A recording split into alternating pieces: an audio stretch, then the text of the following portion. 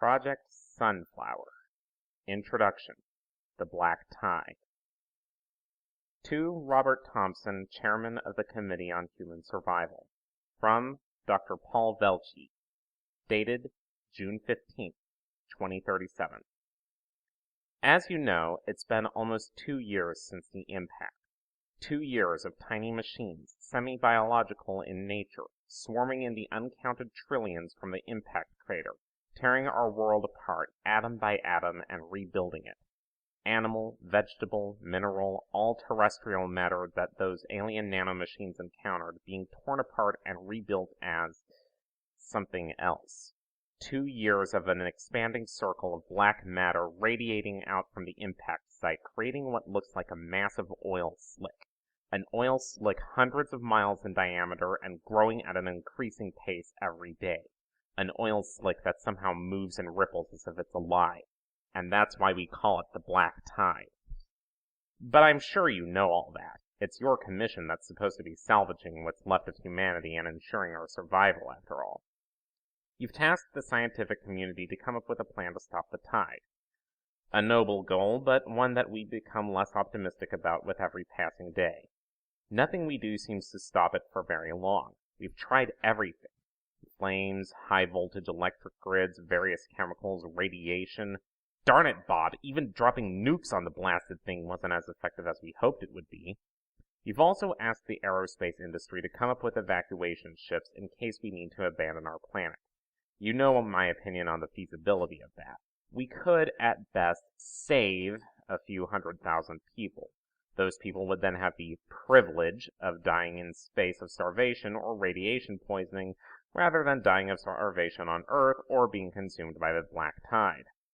After the last several decades of decreasing space budgets, we simply don't have the know-how to build sustainable space stations. Certainly not self-sustainable space stations capable of supporting thousands upon thousands of people.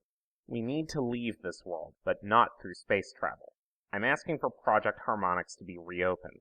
I'm asking not only for my budget to be reinstated, but to be increased. I've heard it said that it's nothing but a pipe dream, but my colleagues and I believe that we've had several very important breakthroughs. You know the timeline as well as I do. We have, at best, 5 years before the entire surface of our world is recreated as a gigantic puddle of black sludge. The situation is bleak. You say we can't afford to waste resources on this? Well, I say we can't afford not to. If we can get this to work, we can save everyone. Every last one of us. But we need to act now. The technology we need will take months to design and build. We can work on the theoreticals while we're getting the labs constructed, but the longer we delay, the more we'll die and the tighter the timeline will be for evacuation. You've known me for over 20 years, Bob. You know that I wouldn't put my own pride ahead of the entirety of humanity. I honestly and truly believe that this is our last and best hope. I'm asking you to trust me. I'm asking you to do what's right. Signed, Dr. Paul Velchik. To Dr. Paul Velchik. From Robert Thompson. Dated July 29, 2037.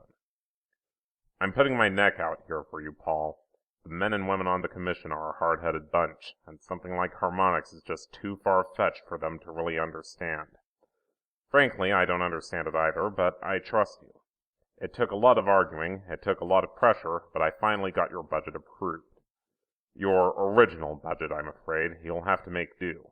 I'll do what I can, though, to acquire whatever resources I can from other projects, provided that you understand that I may not always be able to get you what you need. Best of luck, Paul. Best of luck to us all. To Robert Thompson. From Dr. Paul Velchik. March 10, 2038.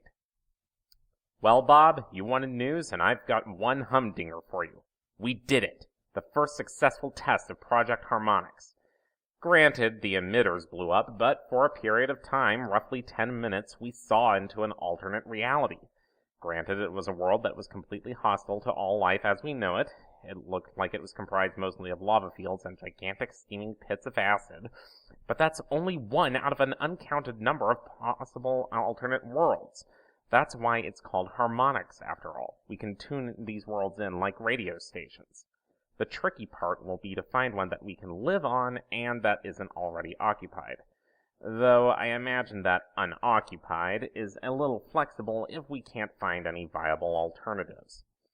I've attached an encrypted file to this note that shows you what we've seen. I'm sure, absolutely 100% sure, that with the right equipment, we can not only view these worlds, but actually transport ourselves to them. All we need is resources. Resources that we've been fighting for months now. Surely with this new success, we can at least get some more resources thrown our way. We need to replace those emitters, and we can't skimp on the quality this time. Also, if we could build multiple labs, we could vastly improve our search speed. It took us almost a month to find Lava World, as my team is calling it. Considering that we may have to go through hundreds or even thousands of variants before we find a suitable world to escape to, we desperately need to speed things up. If it helps, we can build the scanning stations much more cheaply than the actual emitter stations. They just need to look for likely signals, which we can then key into the emitters to check them out for viability. Please tell me that we can do at least that much. To Robert Thompson, from Dr. Paul Velchik, April 19th, 2038. Bob, as much as I appreciate the Commission's newfound faith in Project Harmonix, though not as much as I appreciate the additional funding and personnel, I have to ask, is it really necessary that we have a military observer? Not to mention all these new security measures. It seems a bit crazy to me. Who's going to attack us? Who's going to steal this technology? Honestly, all this hullabaloo, for a lack of a better term, is just making life more difficult. It took me 3 minutes to get through the checkpoint this morning, and I'm the head of the project. Please tell me this has nothing to do with those nutballs in Houston. We're over 1,000 miles away from that, and nobody knows we're here anyway. The arcs weren't exactly secret, but we here at Harmonix aren't going around advertising our presence. To Dr. Paul Velchik, from Robert Thompson, April 21st, 2038. Hi, Paul. I'm sorry to say it, but yes, the new funding came with those strings attached. The Commission wants the military involved, and that's that. And yes, the vote on that was unanimous. I don't think you really understand what's going on with those nutballs. They aren't just in Houston, Paul. They're all over the U.S. and the rest of the world. The Earth First movement is deadly serious about not abandoning our world. They blew up the ARC ships in Houston because they see evacuation ships as a waste of resources that could be used fighting the tide, and also the coward's way out. They want to force the world governments into investing all resources into winning back the Earth, not leaving it. Suffice to say, if they ever did find out about Harmonix, they'd come after you. The security is there for a very good reason. You said when this all started that Harmonix was our best hope, our last hope. The Commission now believes that you're right.